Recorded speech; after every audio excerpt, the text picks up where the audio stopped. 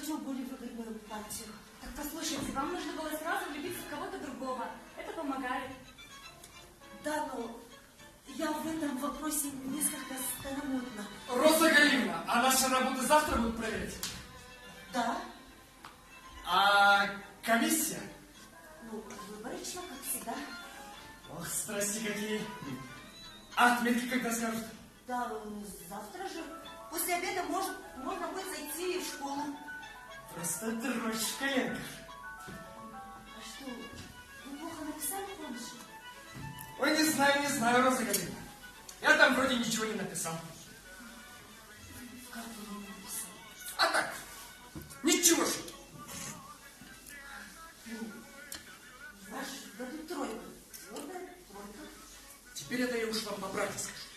Все работы всегда я списываю.